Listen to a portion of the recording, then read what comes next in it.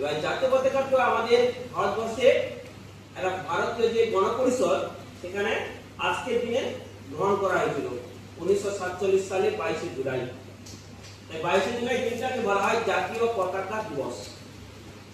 এবার জাতীয় পতাকা দিবস কেন আমরা বলছি না, ওই দিন থেকে ভারতীয় গণপরিষদের এটাকে গ্রহণ করার পর ভারতের যে সার্বভৌমত্ব, ভারতের যে অস্মিতা তাকে প্রদর্শিত করার জন্য ভারতবর্ষের পৃথিবীর ইতিহাসে বা পৃথিবীর যে বহির্জগতে বিশ্ব জগতে ভারতের মান সম্মান তুলে ধরে এই জাতীয় পতাকা।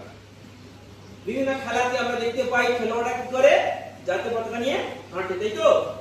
দেখবে আমাদের ক্রিকেট খেলা যখন শুরু হয়, উদ্বোধন শুরু হয়, তখন কি হয় জাতীয় পতাকা নিয়ে তারা হাঁটে। জাতীয় পতাকা কি করে দেশের সম্মান গৌরবকে তারা কি করে প্রদর্শিত করে। জাতীয় পতাকা কি বুঝেছো? এই দেখো জাতীয় পতাকায় তিনটা রং আছে। প্রথম রংটা কি? গেরুয়া। মাঝখানের রংটা কি?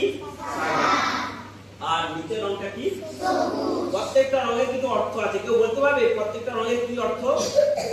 গেরুয়ার অর্থ হচ্ছে কি ত্যাগের প্রতীক।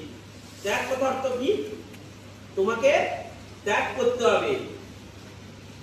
ত্যাগের মানে কি না, ধরো তুমি কিছু করতে চাইছো, সেখানে তোমার কিছু লাভ হবে না, তোমাকে ক্ষতি হতে পারে, কিন্তু কাজটা করতে হবে।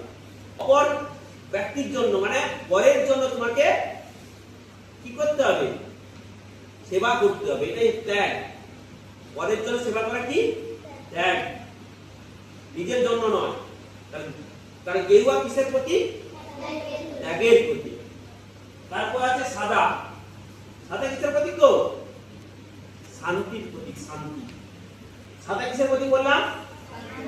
শান্তি। আমরা সবসময় শান্তি চাই, আমরা কখনো অশান্তি চাই না।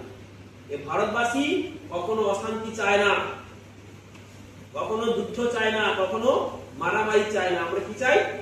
শান্তি চাই। তাহলে সাদাটা কিসের প্রতীক? নিচে কি রং আছে? সবুজ। কিসের প্রতীক জানো? তারুণ্যের প্রতীক। তরুণ। সবুজ হচ্ছে তারুণ্যের প্রতীক, মানে সবসময় তরতাজা থাকতে হবে। আচ্ছা, মাঝখানে আছে দেখো চক্র। এটা নাম কি জানো? অশোক চক্র। যে অশোক চক্রে এখানে কটা দাঁড়িয়ে দিতে হবে জানবে? কটা আছে? 24টা। মানে আমরা 24 ঘন্টায় আমরা কি করছি? আমরা 24 ঘন্টায় হচ্ছে কর্মরত। আমরা কখনো থেমে থাকি না। আমাদের 24 ঘন্টায় আমরা সচল।